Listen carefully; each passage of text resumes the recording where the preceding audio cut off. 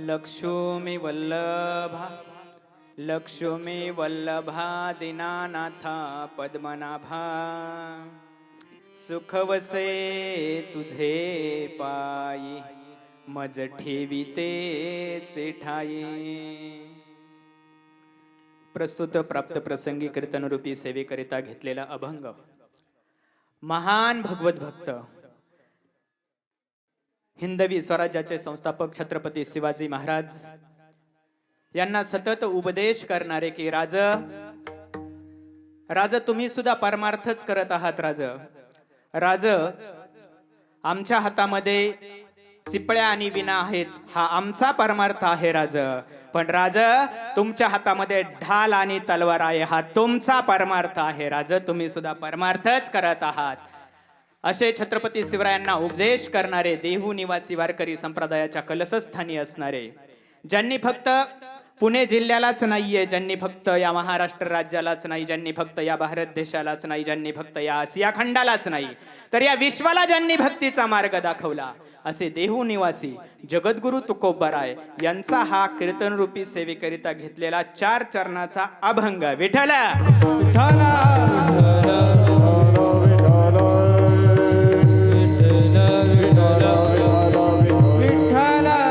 आज आपणा सर्वांच्या मार्गदर्शनाने सर्वांच्या आशीर्वादाने आपल्या गावामध्ये चालू असलेल्या ही 33 वर्षाची परंपरा, या परंपरेतून सगळ्यांच्या मार्गदर्शनाने या ठिकाणी उपांत्य दिवसाची जी कीर्तनरूपी सेवा आहे ती माझ्याकडे आलेली आहे। तर जगद्गुरु तुकोबाराय आहेत, या अभंगामधून देवाकडे मागणी करतायत। आज मागणीचाच अभंग असतो। तर जगद्गुरु तुकोबाराय आहे तर ते भगवंताकडे मागणी करतायत। तर भगवंताकडे मागणी ते करत आहेत, पण ते कोण करतायत? आपल्यासारखा सर्वसाधारण व्यक्ती तो नक्कीच नाहीये। जरी जगद्गुरु तुकोबाराय म्हणले असले, सकळांच्या पाया माझे दंडवत, आपुलाले चित्त शुद्ध करा, पण तरी सुद्धा जगद्गुरु तुकोबारायांनी आपल्या पायावरती दंडवत घालावा एवढं जगद्गुरु तुकोबाराय सर्वसामान्य व्यक्तिमत्व नव्हतं। अहो, जगद्गुरु तुकोबारायांची ताकदच एवढी होती की जगद्गुरु तुकोबारायांची ताकद एवढी होती की त्यांच्या तपश्चर्याच्या तपोबलाच्या जोरावरती लाह्या जशा पाण्यावर तराव्यात तसे ग्रंथ तरले होते। जळी दगड्या सहित वह्या तारी येल्या जैस्या लाह्या। नवे नवे जगद्गुरु तुकोबारायाचा एकेकाळी विरोधक असणारे रामेश्वर शास्त्री, त्यांनी वर्णन करावं जगद्गुरु तुकोबारायाचं। अरे यम जो घाबरतो ना तो फक्त आणि फक्त देवाच्या नावाला घाबरतो असं नाहीये, काळ घाबरतो ना तो तुकोबाराय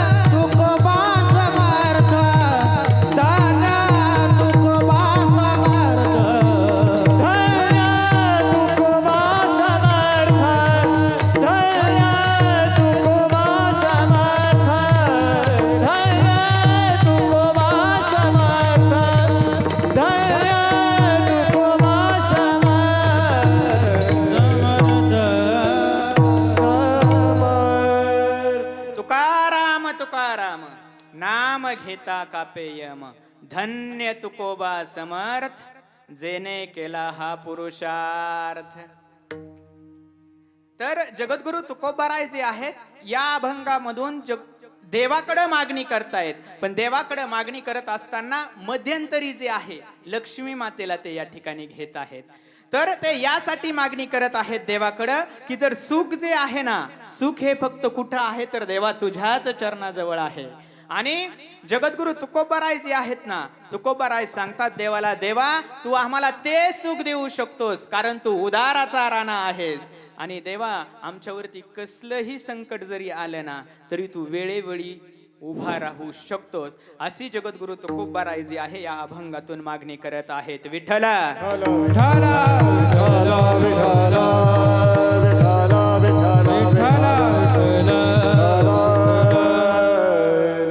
तर जगद्गुरु तुकोबाराय आहेत. तुकोबाराय या अभंगामधून देवाकडे मागणी करत आहेत, हे लक्ष्मी वल्लभा. आता देवाकडेच मागणी का करत आहेत? पण देवाकडे मागणी करण्याऐवजी त्यांनी जे आहे संताकडे मागणी या अभंगातून का केली नाहीये? कारण जगद्गुरु तुकोबाराय हेच संत आहेत. तर संत हे आहेत ना, संत हे संताला जाग करण्याचं काम करतात. संत सांगतात, उठा साधू संत साधा आपुले हित. संत संताला सांगतायत, उठा साधू संत साधा आपुले हित, जाईल हा नरदेह मग तो कैसा भगवंत. नवे नवे संत जे आहेत ना, संत हे झोपलेल्या जीवाला सुद्धा जागा करतात. उठा जागे जागे वारे आता स्मरण करा पंढरीनाथा, भावे चरणी ठेवा माता, दुःख विरता जन्माचा. उठा जागे वारे आता स्मरण करा पंढरीनाथा, भावे चरणी ठेवा माता, दुःख विरता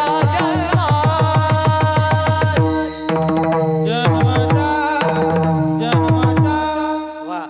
उठा जागे भारे आता स्मरण करा पंढरीनाथा, भावे चरणी ठेवा माथा, चुकवी व्यथा जन्माच्या.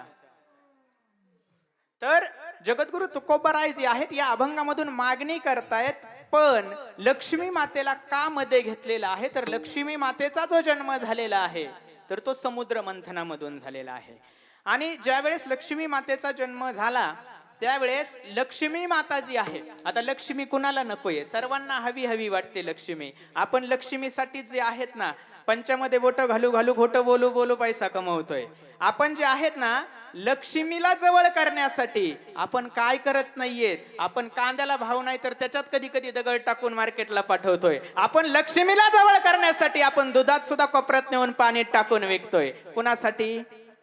लक्ष्मीसाठी. पण लक्ष्मी त्याच्याजवळ कधीच नसते, आली तरी ती अल्पकाळच राहते. पण माऊली ज्ञानोबाराय सांगतात की जे सतत नामस्मरणामध्ये आहेत त्यांच्याजवळ जे आहेत ना, लक्ष्मी असते, लक्ष्मी वल्लभ सुद्धा असतात.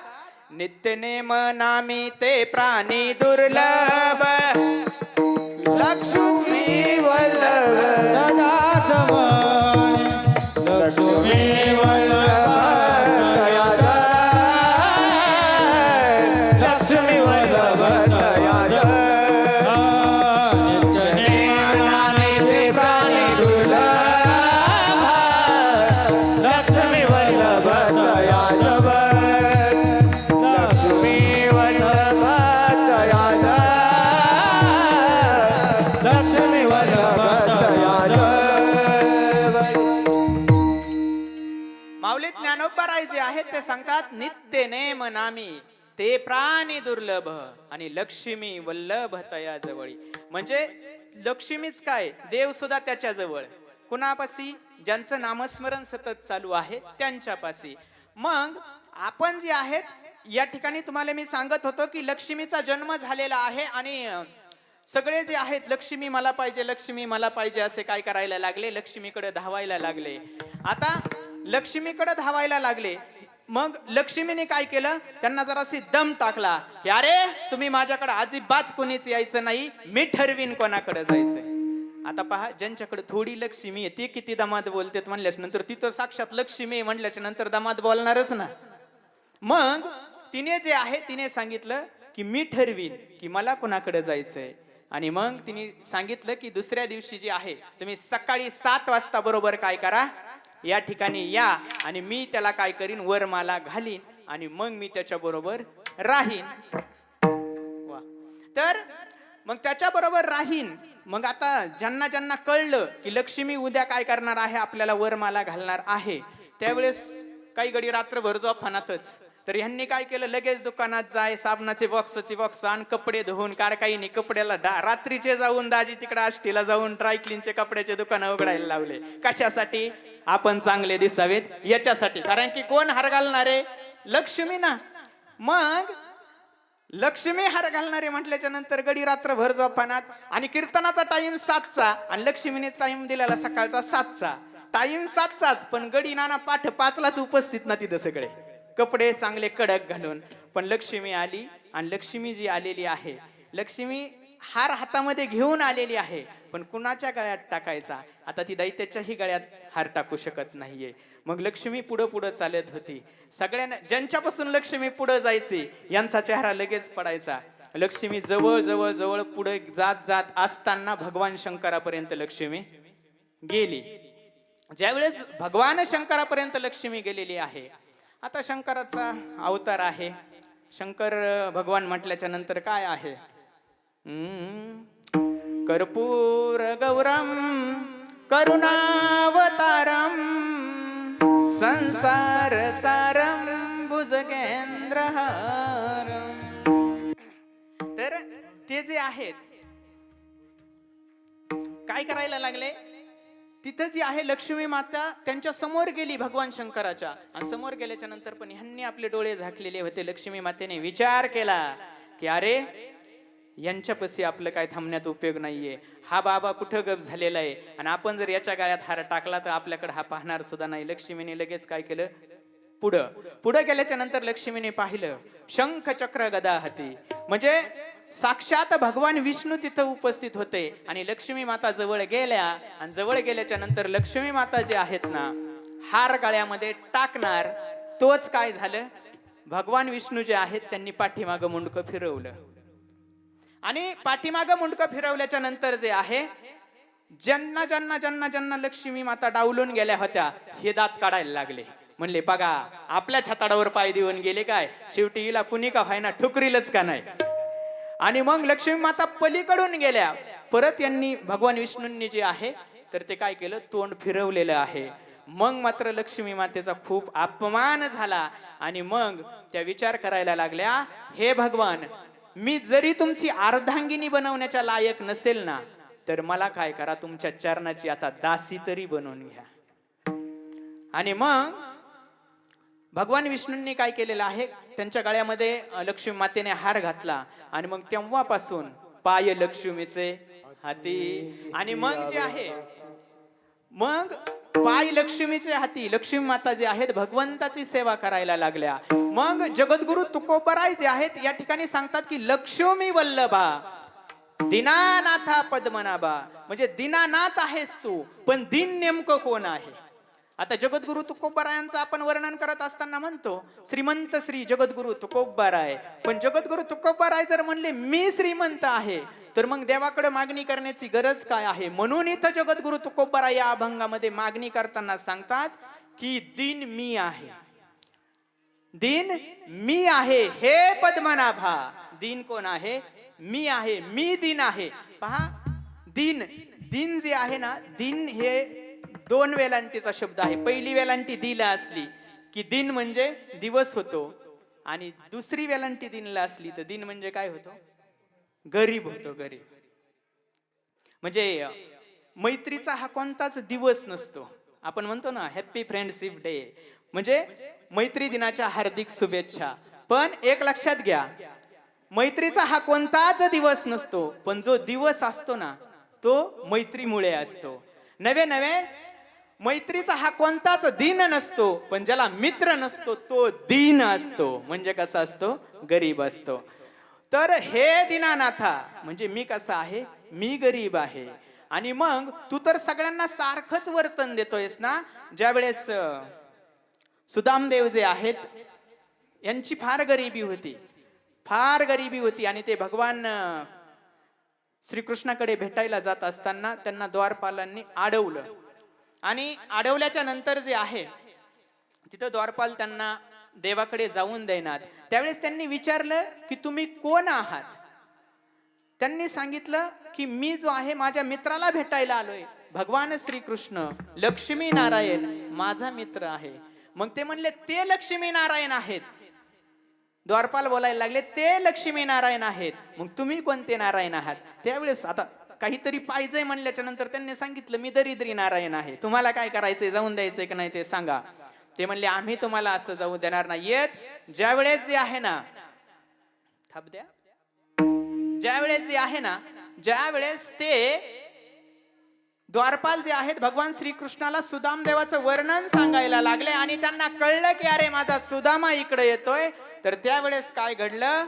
सुनते ही दौड़े चले आए मोहन लगाया गले से सुदामा को मोहन हो. तर ते जे आहेत देव जे आहेत ना, देव तिकडून धावत आले आणि कोणाला गळ्याला लावलं? तर सुदाम देवाला लावलेलं आहे. म्हणून या ठिकाणी जे आहेत ते दीनानाथ पण आहेत, ते लक्ष्मी वल्लभ पण आहेत. पण जगद्गुरु तुकोबराय जे आहेत ना, या अभंगातून मागणी करतायत. पण पहिले नाव कुणाचं वापरतायत ते सांगतात अभंगाच्या प्रथम चरणामध्ये. लक्ष्मी वल्लभा, लक्ष्मी वल्लभा, लक्ष्मी वल्लभा, लक्ष्मी वल्लभा, लक्ष्मी वल्लभा, लक्ष्मी वल्लभा, लक्ष्मी वल्लभा,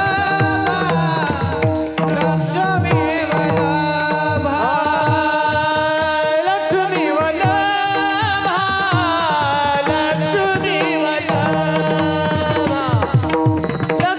लक्ष्मी वल्लभा, लक्ष्मी वल्लभा, लक्ष्मी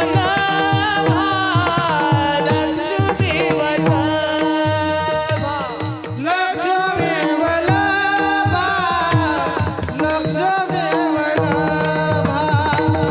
लक्ष्मी वल्लभा, लक्ष्मी वल्लभा.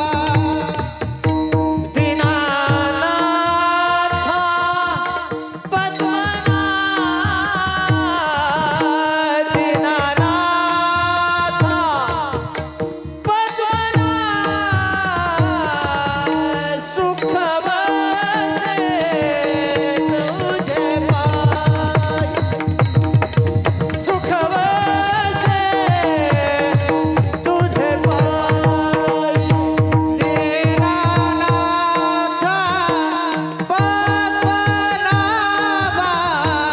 दीनानाथ पद्मनाभा,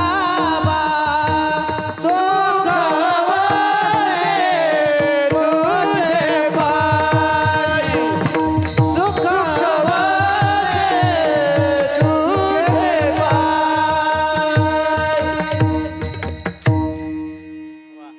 तर जगद्गुरु तुकोबाराय जे आहेत अभंगाच्या प्रथम चरणामध्ये सांगतात की लक्ष्मी वल्लभा, दीनानाथा पद्मनाभा, मी तुझ्याकडे मागणी करत आहे. आणि आता सुखाची मागणी करायची आहे. आता आपल्याला सुख कसं भेटू शकतो? आपण जे आहेत सुख दाखवतोय फक्त, खरंच आपण सुखी आहोत का? नाहीयेत आपण सुखी. आपण जर पाहिलं तर या संसारामध्ये सुखी नाहीयेत. नवे नवे सुख हे आपल्याकडे नसतंच, आणि असलं तरी ते किती असतं? सुख पाहता जवा सुख पाहता जवा पाडे, दुःख पर्वताये वळे, दुःख पर्वताये वळे, दुःख पर्वत. सुख पाहता जवळे, दुःख पर्वताये वळे, दुःख पर्वताये वळे, दुःख पर्वताये वळे. सुख पाहता जवा पाडे, हो, सुख पाहता जवा पाडे, दुःख पर्वताये वळे, दुःख पर्वताये वळे, दुःख पर्वत. सुख पाहता जवळे, आ, सुख पाहता जवा पाडे, दुःख पर्वताये वळे, दुःख पर्वताये वळे, दुःख पर्वताये वळे, दुःख पर्वताये वळे. वा, टाळी वाजा यांच्यासाठी. तर पहा, सुख पाहता जवा पाडे. पण हे सुद्धा सुख जे आहे ना, जे थोडस सुख आहे, हे सुद्धा आपल्याला असं भेटत नाहीये. भगवंताच्या नामस्मरणामध्येच हे सुख भेटू शकतं. आणि या कलियुगामध्ये भगवंताचं नामस्मरण करायचं असेल तर आपल्याला संतांचा सहवासात असणं गरजेचं आहे. तेव्हा आपल्याला जे आहे भगवंताचं नामस्मरण घडेल. पण आता कलियुगात नेमकं संत तरी ओळखायचे कसे, हाच मोठा प्रश्न उपलब्ध झाला. संत नेमकं ओळखायचे कसे? मला अजिबात करंटवर बोलायचं नाही कुठेच, पण संत जे ओळखायचे कसे, तर संत असे असतात की साच आणि मवाळ, मितुले आणि रसाळ, शब्द जैसे कल्लोळ अमृताचे. म्हणजे साच आणि मवाळ, मितुले आणि रसाळ आणि शब्द जैसे कल्लोळ अमृताचे. संतांचे असे बोल असावेत, मवाळ भाषा असावी. आणि संत जे आहे, संतांकडे जर जायला जर लोक जर घाबरायला लागले तर मग ते संत कसे असू शकतात? संत हे कुठेही जन्माला येत नाहीयेत. संत जन्माला येण्यासाठी आहे ना, आपण जे आहेत तो देश सुद्धा तेवढा पवित्र लागतो आणि ते कुळ सुद्धा तेवढं पवित्रच लागतं. हरीचे दास जन्म घेती, जय हरीचे दास जन्म, हो जय हरीचे दास जन्म घेती, जय हरीचे दास जन्म घेती, पवित्र कुळ पावन तो जय हरीचे दास जन्म घेती, जन्म घेती, जन्म घेती, जय हरीचे दास जन्म, पवित्र ते कुळ पावन तो जय हरीचे दास जन्म घेती, जन्म घेती, जन्म घेती, जय हरीचे दास जन्म घेती, जन्म घेती. वा. तर पहा, पवित्र ते कुळ पावन तो देश, जेथे हरीचे दास जन्म घेते. म्हणजे इथं जी आहे आपण जे आहे सुख आणि संत यांच्या सहवासात जर जायचं असेल तर आपल्याला सुद्धा आपलं पूर्वजन्मीचं काहीतरी प्रारब्धच लागतंय त्यासाठी. आणि म्हणून आपण जे आहेत आपण तिथपर्यंत गेलेलो आहोत. कशामुळं? की पूर्वजन्मीचं काहीतरी पुण्य आहे. अनंत जन्मीचे सुकृत पदारी, अनंत जन्मीचे पदरी, अनंत जन्मीचे सुकृत पदारी, अनंत जन्मीचे सुकृत पदारी, ज्याच्या मुखी हरी, ज्याच्या मुखी हरी पैठा होय, हरिमुखी गाता हरपली चिंता, चिंता, हरिमुखी गाता गाता हरपली, ज्याची मुखी हरी पैठा होय, ज्याची मुखी हरी पैठा होय, हरिमुखी गाता हरपली चिंता, हरिमुखी गाता हरपली चिंता, चिंता, चिंता. वा. तर हरिमुखी गाता हरपले चिंता. जर आपल्याला चिंता जर संसारातली दूर करायची असेल तर त्याच्यासाठी चिंतन करणं गरजेचं आहे. मग चिंतन करायचं आहे ना, ते भगवंताच्या नामस्मरणाचं करायचं आहे.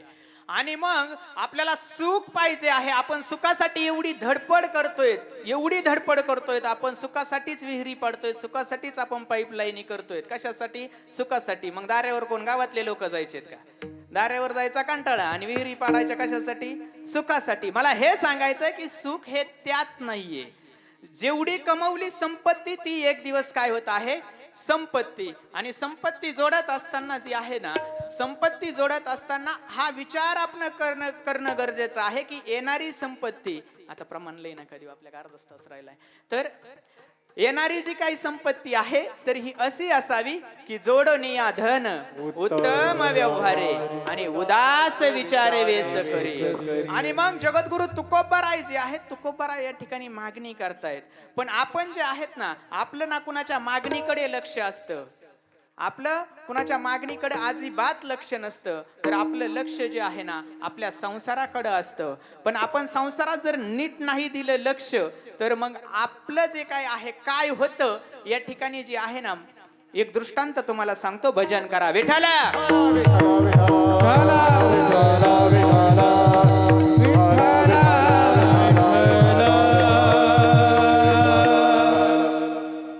संसारामध्ये लक्ष द्यायचं जर झालं आणि लक्ष दिल्याच्या नंतर काय होतं, एक गाढव असतं. मी गाढवाचं सांगतोय बरं का.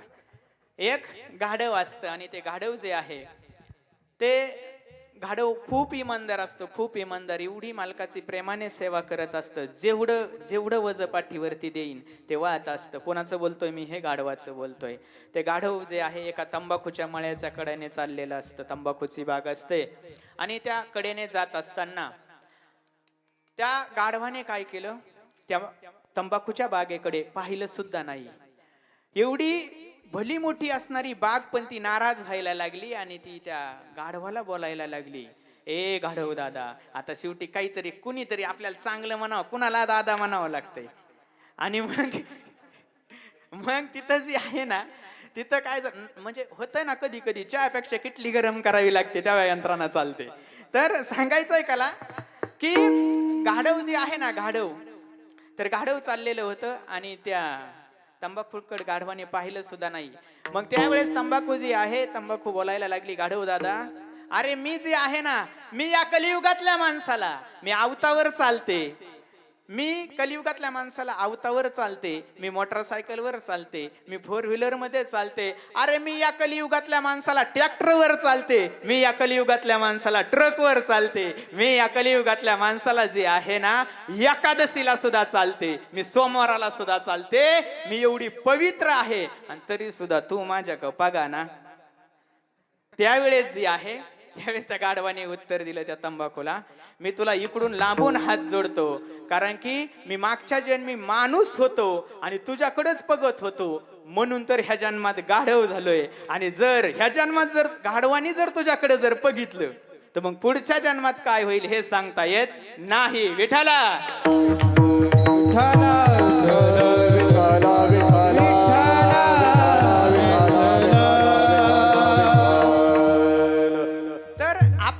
आपण संसारामध्ये हे सुख पाहत असतो, तसं नसतो. आपली जी परिस्थिती आहे, आपली ही परिस्थिती वेळेनुसार ही बदलत असते आणि काळ तर आपल्याला घ्यायला घडोघडीच टपलेला आहे. आपण याचा विचार करणं गरजेचं आहे की हा देह आपल्यासाठी मिळालेला आहे, तो नासिवंत देह, जाणार सकळ आणि आयुष्य खातो काळ सावधान. आणि जगद्गुरु तुकोबाराय जे आहेत, तुकोबाराय सांगतात की मागणी करत असताना लक्ष्मी वल्लभाकडे तर करतात, पण ती मागणी नेमकं का करतात हा प्रश्न आहे अभंगाच्या दुसऱ्या चरणामध्ये.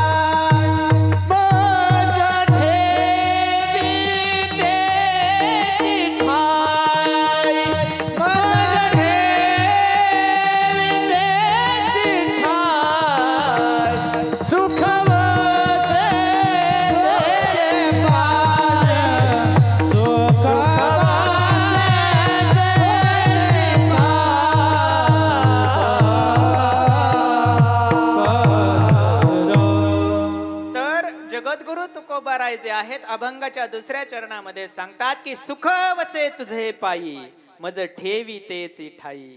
मला जे आहे ना, मला सुख पाहिजे आहे हे मी मागणं करत आहे, पण ठेवी तेची ठाई. पण तूच काय कर, तुझ्या पद्धतीने देवा ठेविले अनंते तैसेचे राहावे आणि चित्ती असू द्यावे समाधान. हे जर शोधायचं जर असलं तर आपल्याला हे संतांच्या सहवासात नवे नवे देवाची जरी आपल्याला प्राप्ती करून घ्यायची असेल तर ती संतांच्या सहवासात मिळते. माऊली ज्ञानोबराय सांगतात की संताचं संगती मनोमार्ग गती आणि आकळावा श्रीपती येणे पंथे. म्हणजे आपल्याला जे आहे या प्रपंचातून जर मुक्ती पाहिजे असेल तिथं सुद्धा ज्ञानोबराय बोट ठेवतात की ज्ञानदेव म्हणे हरी जप करणे आणि तुटेल धरणे. या प्रपंचामधून जर मुक्त व्हायचं असेल तर आपल्याला भगवंताचंच नामस्मरण करावं लागेल. एक दृष्टांत सांगतो, भजन करा विठ्ठल.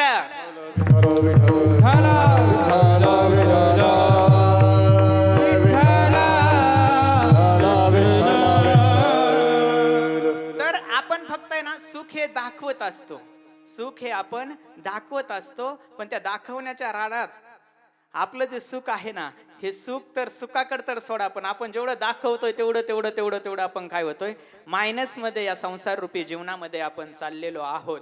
तर सांगायचं जर झालं तर एक दोन जोडपे जरा शेजारी शेजारी राहत होते आणि दोन जोडपे जे आहेत ते शेजारी राहत असताना एका जोडप्यामध्ये सारखा वादविवाद चालू असायचा. एवढा वादविवाद की ते कधी कधी एक वेळेचं जेवण सुद्धा करत नव्हते. आणि हे कुणाचं सांगतोय, ज्यांचं लग्न झालेलं आहे त्यांचं सांगतोय, ज्यांचं नाही झालं तुम्ही काय काळजी करू नका, सुखी आहेत. तर मला सांगायचंय काय की त्यांचा सारखा जो आहे वादविवाद चालू असायचा एका जोडप्याचा, आणि एक जोडप्याचा रूम मधून नुसता हसलेलाच आवाज यायचा सारखा. यांनी विचार केला यांच्याकडे असं नेमकं काय आहे की हे सारखं नुसते हसतेतच. मग एक दिवस काय झालं, गणेश महाराज हे पाहिलाच गेले कुठं हे का हसतेत ते.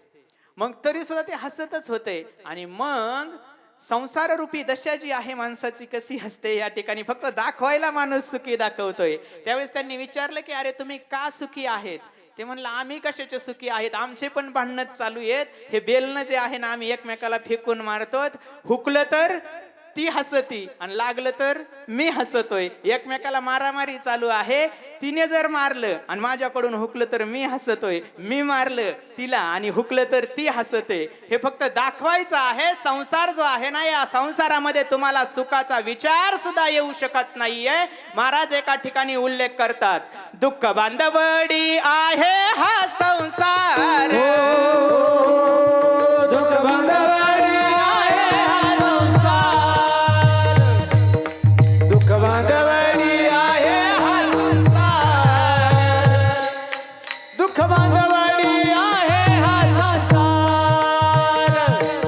सुखाचा विचार नाही कोठे, सुखाचा विचार नाही कोठे, सुखाचा विचार नाही कोठे, सुखाचा विचार नाही कोठे. दुःख बांधवडी आहे हा संसार, दुःख बांधवडी आहे हा संसार, दुःख बांधवडी आहे हा संसार, दुःख बांधवडी आहे हा संसार. तर ते सांगतात महाराज या ठिकाणी की दुःख बांधवडी, तात्या दुःख बांधवडी आहे हा संसार, सुखाचा विचार नाही कुठे. संसारात सुख तर सोडा, पण तुम्हाला सुखाचा विचार सुद्धा येत नाहीये, फक्त तुम्ही दाखवत असतात. एक दृष्टांत सांगतो की एक गाढव असतं आणि त्या मालकाने जे आहे ना लहानपणीच त्याला खरेदी केलेलं असतं. ते एवढं प्रेमळ असतं, एवढं इमानदार गाढव असतं, एवढं इमानदार गाढव असतं की ते एक वेळेस उपाशी राहायचं पण मालकाची कामं सगळी वेळेवर करायचं. एवढं इमानदार गाढव असतं. गाढवाचं वय जे आहे वाढत वाढत गेलं आणि गाढव जे आहे ते वृद्धाप काळाला येऊन टेकलं. आणि वृद्धाप काळामध्ये मग त्या गाढवाला कुठलंच काम होत नव्हतं, कुठलंच काम होईना. ते आपलं कुठेतरी घराच्या आडोशाला वलसवलीला कुठेतरी उभा राहायचं आणि आपलं मिळेल ते मालक पण मग जास्त लक्ष त्याच्याकडे देत नव्हता. शेवटी गाढव म्हातारं झाल्याच्या नंतर कोणी लक्ष देत नाहीये आणि मग तसंच त्याचं झालं. आणि काय झालं, नाही देत लक्ष. तर तिथं जे आहे तसंच त्याचं झालं. तर मग झालं असं की एक दिवस जे आहे मालकाने एक शेजारी विहीर धरलेली होती, विहिरीला पाणी लागलं नव्हतं. एक 2-1 परास विहीर झालेली होती आणि तिथं काय झालं, ते गाढव गेलं गेलं पण त्याचा तोल गेला आणि ते त्या विहिरीमध्ये नाही पडलं का? हा पडलं.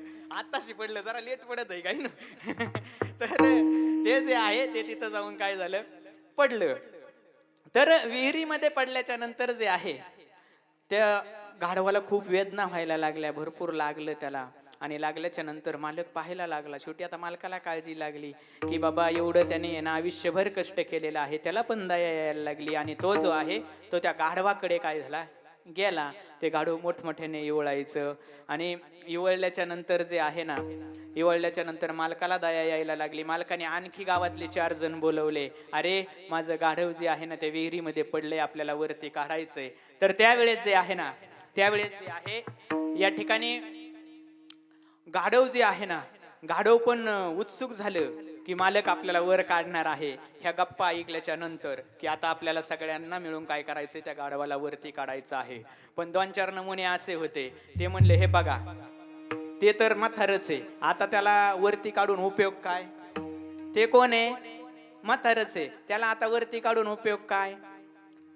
आणि मग मालक काय म्हणला, मालक म्हणला अरे त्याने आयुष्यभर सेवा केलेली आहे.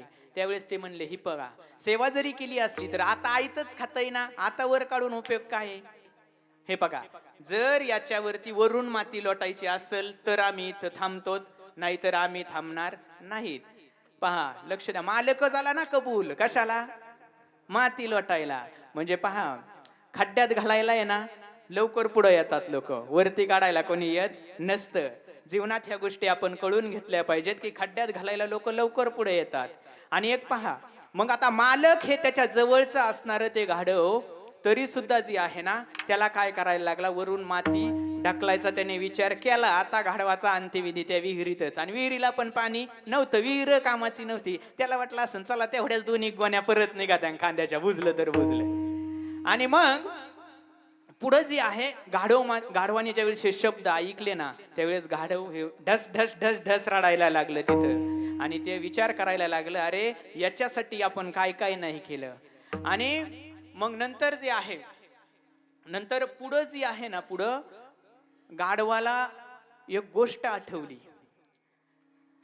गाढवाला एक गोष्ट आठवली. ते 1993 ला धनगरवाडीचा सप्ताह चालू झाल्यावर ते कुठेतरी उकांड्यात लोळायचं तरुणपणे, आणि एक ओवी त्याला आठवली.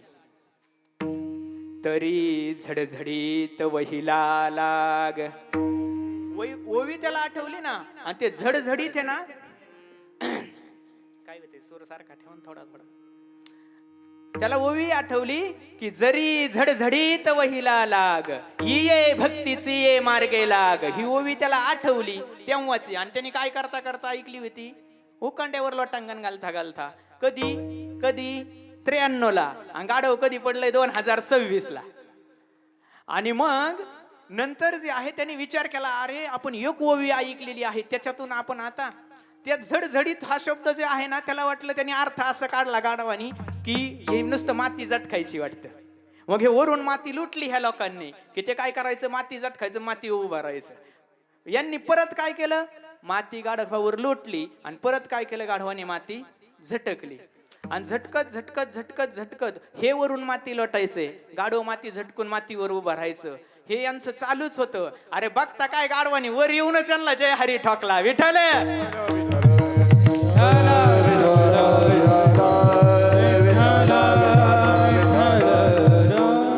मला सांगायचंय काय की एक तरी ओवी अनुभवावी. इथं जी आहे ना एक ओवी तारू शकते.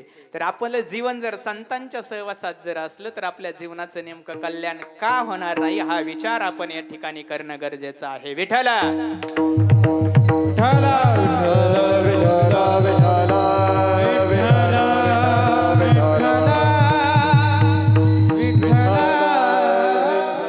म्हणून जीवन जगत असताना आपण एक धर्म जोपासला पाहिजे. की आपण कुठल्याही जातीचा विचार नाही करायचा, कुठल्याही धर्माचा विचार नाही करायचा. आपण विचार करत असताना माणूस ही आपली एकच जात ठेवायची आणि माणुसकी नावाचा दुसरा एकच धर्म ठेवायचा. जीवनात आनंदच आनंद आहे आपल्या. आणि म्हणून या ठिकाणी जे आहे संतांचे विचार जे आहेत सर्व धर्म समभावाचे आहेत, ते विचार आपण या ठिकाणी जोपासले पाहिजेत. आणि जर सांगायचं जर झालं तर जगद्गुरु तुकोबाराय जे आहेत ना, तुकोबाराय जे आहेत, तुकोबाराय नेहमी सांगत असतात की आपल्याला भक्ती करायची आहे तरी आपल्याला कुठं जायची गरज नाहीये. तुम्हाला पंढरीला जायची वेळ आली, नाही जमलं जायला, तरी सुद्धा तुम्ही हे करू शकता. ठाईच बैसोने करा एक चित्त आणि आवडी अनंत आळवावा.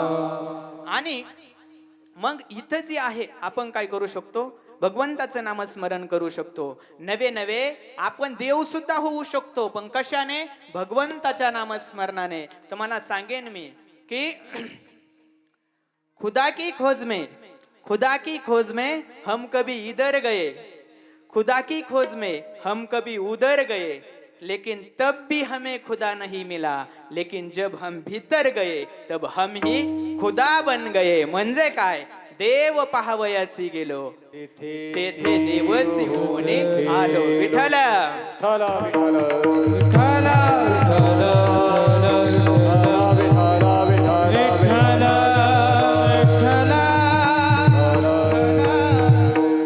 म्हणून आपण जो धर्म जोपासला पाहिजे ना, जो साने गुरुजींनी सांगितलेला आहे तो धर्म आपल्याला काय करायचा आहे, जोपासायचा आहे.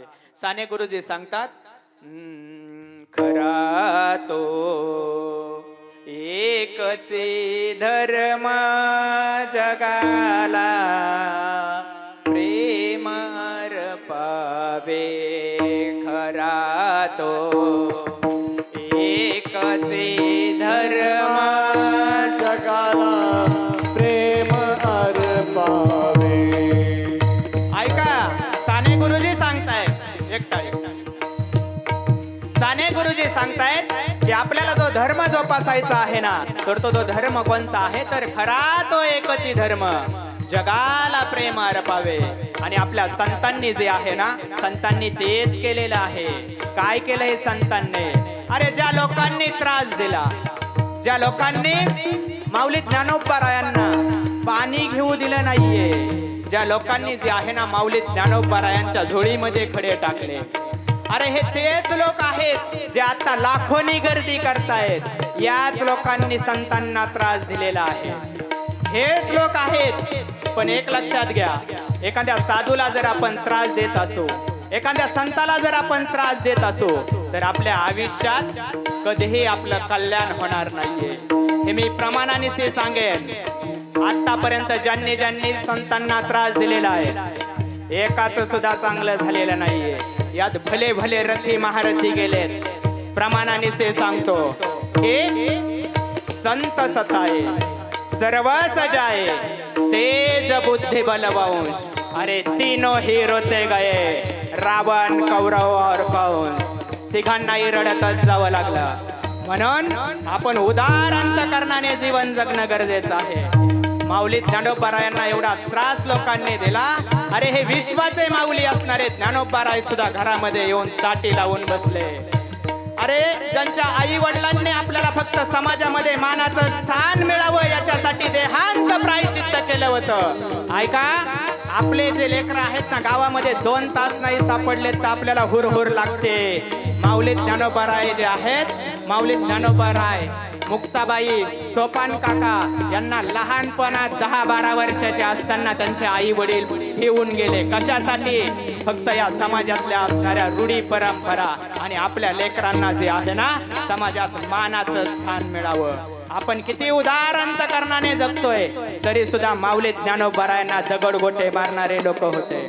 माऊली ज्ञानोबाराय जे आहेत ना ताटी लावून बसले. आणि ज्यावेळेस माऊली ज्ञानोबाराय ताटी लावून बसले, त्यावेळेस मुक्ताई जवळ आल्या. अहो, मुक्ताई म्हणजे काय सर्वसाधारण व्यक्ती आहे का? आदिशक्ती मुक्ताबाई, दासी जनी लागे बाई. तर जनाबाई सांगतात की मी तिच्या पायाशी लागावं. नवे 1400 वर्ष चांगदेव तपश्चर्या करणारा त्याच्या गुरु म्हणजे मुक्ताई. त्यांनी जी आहे ना माऊली ज्ञानोबा यांना या दुःखातून बाहेर काढलं. आपण जे आहे आपण लोकांना दुःखामध्ये घालतोय, कुणाला आपण दुःखातून बाहेर काढतोय आणि आपण सुखी कसे होणार आहेत हा विचार करणं गरजेचं आहे. त्यावेळेस आदिशक्ती मुक्ताबाई ज्ञानदादाला बोलायला लागल्या, दादा हा समाज अज्ञानी आहे. अरे हे लेकरू जे आहे घरी त्याचे आई वडील पण नव्हते, समाजाने खडे मारावेत दगड मारावेत की त्यांच्यापाशी जाऊन सांगावं. एकटं जाऊन झोपडीचं दार बंद करून बसलेलं होतं आणि ढस ढस ढस ढस रडत होतं. त्यावेळेस सांगितलं की दादा तुम्ही रडू नकायत, तुम्ही नाराज होऊ नका, तुम्ही विश्व माऊली आहात दादा. हे लोक जे आहेत ना हे अज्ञानी आहेत आणि यांच्या अज्ञानपणातच आपल्या आई वडिलांचा जीव गेलेला आहे. ही 10 वर्षाची मुक्ता सांगते. दादा तुम्ही विश्व माऊली आहात दादा. मिथ्या कल्पना दूर सारा दादा आणि ताटे उघडा ज्ञानेश्वरा. ही माऊली जी आहे आदिशक्ती मुक्ताबाई विनवणी करायला लागली. दादा तुम्ही जे आहात ना दादा योगी आहात, योगाने रागायचं नसतं दादा योगी पावन मनाचा साहेब.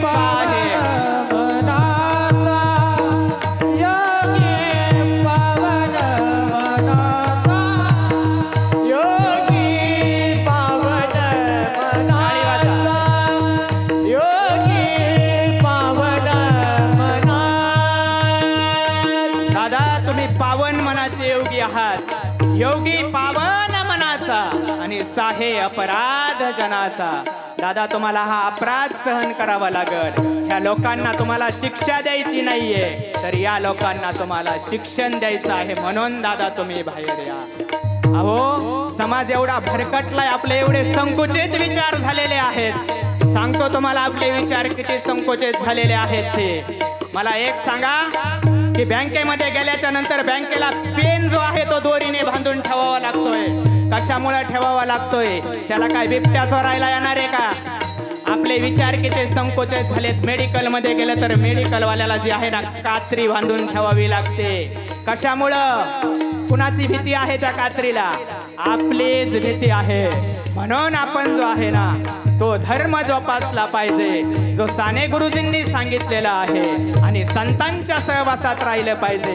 एखाद्याला वाटण मिलाई श्रीमंत आहे, अरे असशील तू श्रीमंत, तू कितीही श्रीमंत जरी असलास ना तुला भगवंताच्या नामस्मरणाशिवाय सुख नाहीये, तुला संतांच्या सहवासाशिवाय सुख नाहीये.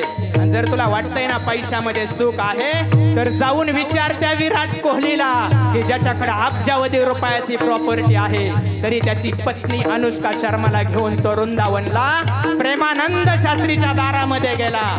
आबा तो फक्त सुखासाठीच तिथं गेलेला होता, बाकी कशासाठीच नाहीये.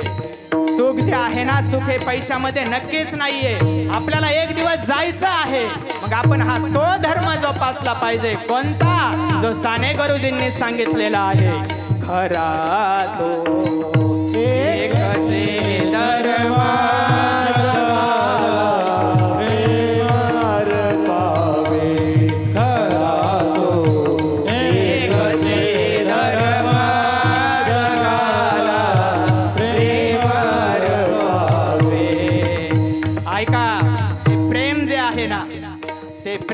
जोपासलं. ते प्रेम जोपासलं छत्रपती शिवरायांनी, न्याय दिला छत्रपती शिवरायांनी. एक कथा तुम्हाला या ठिकाणी राजांच्या काळातले सांगतो. कर्नाटक मधील एक मलम्मा नावाची राणी होते.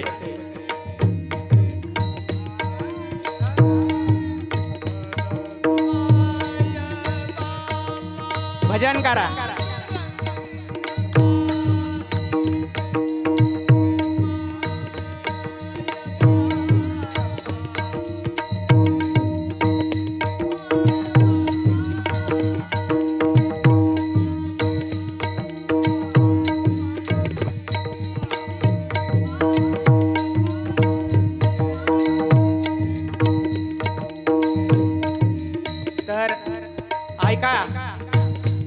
कर्नाटक मध्ये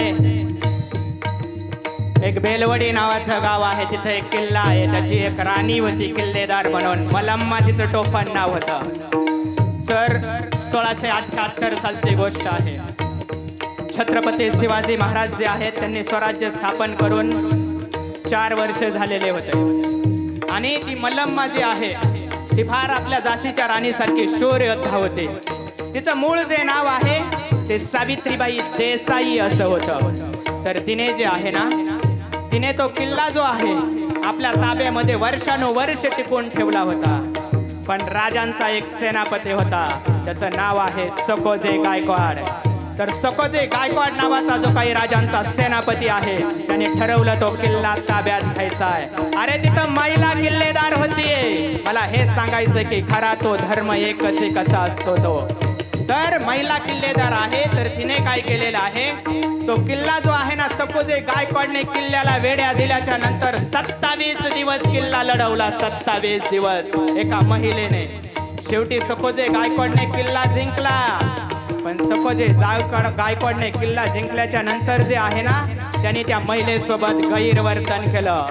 ज्या वेळेस राजांना ही गोष्ट समजली त्यावेळेस राजाने आदेश काढले की अरे हा जरी माझा सेनापती असन आणि दुसऱ्या महिलेवरती जर गैरवर्तन जर करत असन तर याला सुद्धा शिक्षा झालीच पाहिजे.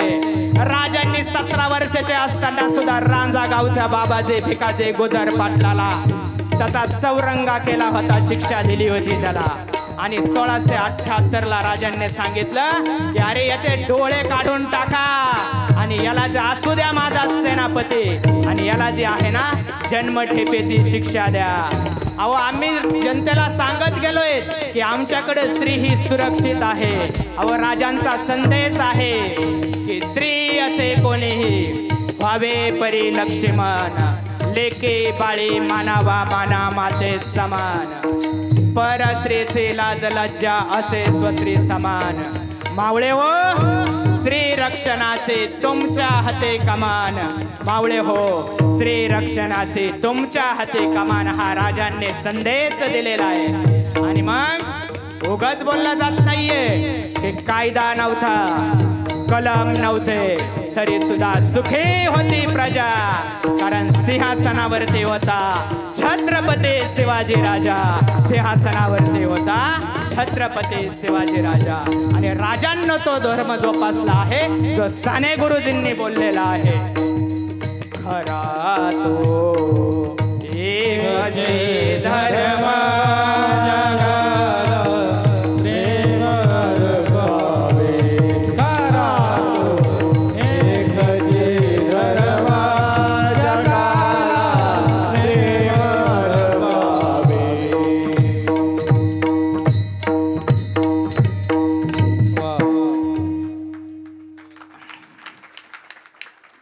तर सांगायचं जर झालं तर आपलं जीवन जे आहे हे उदार अंतकरणाचं असावं आणि ते संतांच्या सहवासात गेल्यानंतरच होईल. आणि भगवंत जे आहेत ना भगवंत सुद्धा कसे आहेत हे जगद्गुरु तुकोबाराय अभंगाच्या 3ऱ्या चरणामध्ये सांगतात.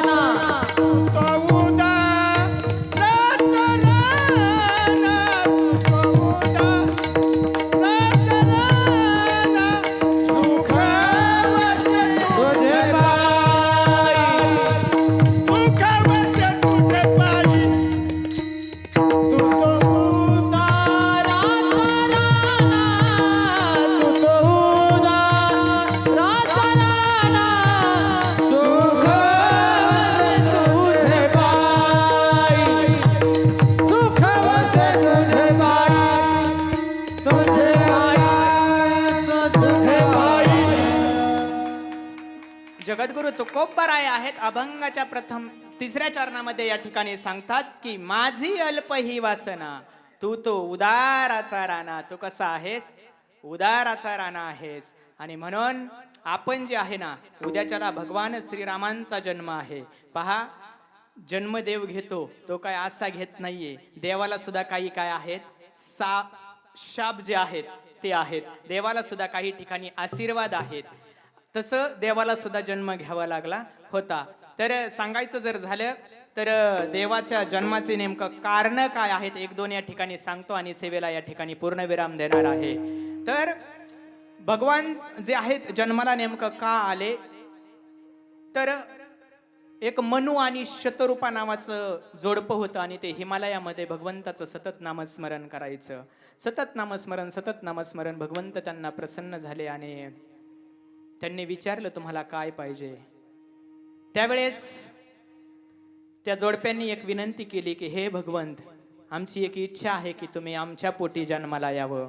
देवानं आबा तिथं वचन दिलं आणि त्यांनी सांगितलं की मी जे आहे या जन्मी नाही पण पुढच्या जन्मी तुमच्या पोटी जन्म घेईन. ते मनू आणि शतरूपा म्हणजे राजा दशरथ आणि माता कौशल्य आहेत बरं. त्यानंतर देवाला शाप सुद्धा आहे. तर देवाला शाप कसा आहे की एक जालंधर नावाचा एक राक्षस होता. तर तो जालंधर नावाचा राक्षस आहे तो देवांबरोबर युद्ध करत होता आणि तो एकालाही हरत नव्हता. तो पराजित व्हायचं नावच घेत नव्हता. देवांना वाटलं आपलं काय खरं नाहीये आणि मग त्यांनी ही तक्रार जी आहे हायकोर्टामध्ये नेऊन घातली. म्हणजे कोणाकडं? भगवान विष्णूकडे घेऊन गेले. ज्या वेळेस भगवान विष्णूकडे ते घेऊन गेले त्यावेळेस विष्णूने सांगितलं ते पण खरं आहे, हा राक्षस आहे, पण आता याच्या पाठीमागं कारण काय आहे की तो जो आहे ना तो पराजितच होत नाही. भगवान विष्णूंनी पाहिलं तर त्याची पत्नी जी आहे ना ती तपश्चर्या करीत होती. त्याची पत्नी होती वृंदा नावाची पत्नी. तर ती जी आहे ना, आणि नक्कीच आपल्या पत्नीला आपला पती हाच परमेश्वर असावा ओवी आहे. पतीच या मता अनुसरून पतिव्रता. तर ती पतिव्रता स्त्री होती. आणि मग भगवान विष्णूंनी काय केलं, जालंधरचं रूप घेतलं त्या राक्षसाचं आणि तिच्या समोर जाऊन उभा राहिले आणि तिची तपश्चर्या भंग करण्यासाठी, का की याला पराभूत करायचं आहे. आणि मग समोर गेल्याच्या नंतर त्यांनी आवाज दिला आणि तिने काय केलं, तिची तपश्चर्या भंग झाल्याबरोबर इकडं युद्ध चालू होतं. त्या जालंधरचं मुंडकं तुटलं असंच येऊन त्या वृंदेच्या समोर पडलं. वृंदेच्या समोर पडलं की मग तर ती घाबरली आणि तिने पाहिलं की हे कोण, दुसराच कोणीतरी आहे. भगवंताचं रूप जे आहे तिथं देवाने धारण केलं. आणि पण त्यावेळेस ती गप्प नाही बसली. ती पतिव्रता स्त्री होती. तिने सांगितलं की तू जे आहेस ना, तू माझ्या पतीचा वियोग माझ्यापासून केलेला आहेस. एक लक्षात ठेव, पुढच्या जन्मी जे आहे ना तुला सुद्धा तुझ्या पत्नीपासून वियोग सहन करावा लागेल. हा शाप आहे देवाला सुद्धा. पतिव्रता स्त्रीचा शाप होता. त्यानंतर तिसरं एक कारण आणखी एक सांगतो.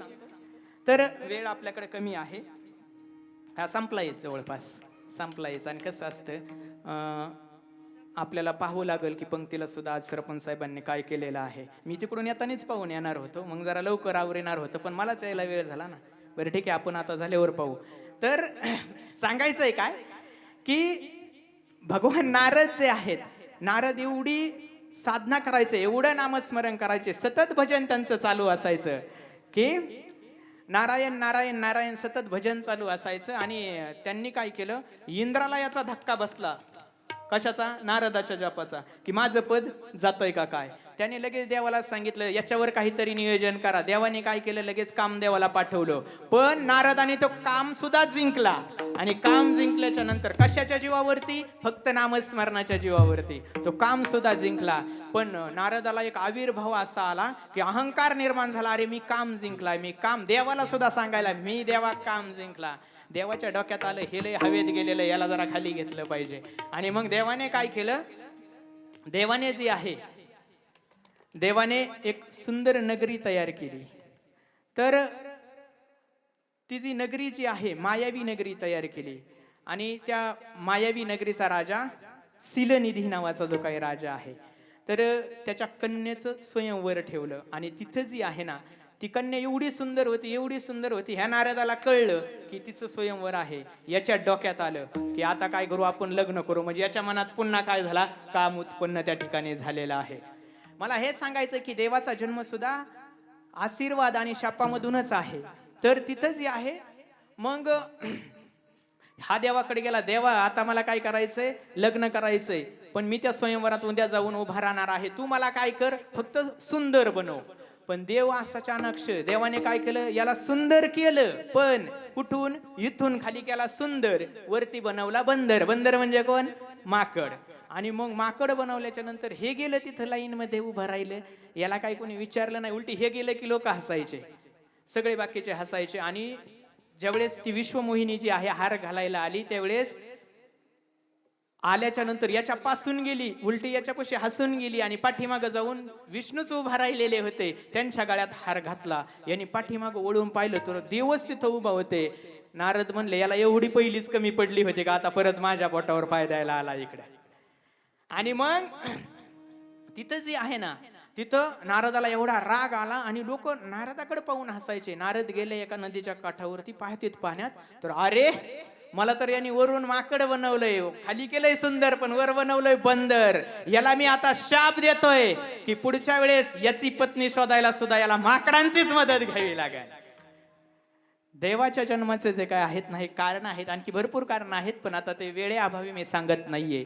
तर सांगायचं जर झालं तर आपल्या मुखामध्ये सतत सतत सतत जे आहे ना, भगवंताचं नामस्मरण असावं. नक्कीच नाम हे तारण्याचं साधन आहे, आपली संगत ही संतांची असावी. तर जगद्गुरु तुकोबाराय सांगतात की भगवंत जे आहे, भगवंत आडी अडचणीच्या काळाला धाव वेघे, म्हणजे कसे, अभंगाच्या शेवटच्या चरणामध्ये तुका म्हणे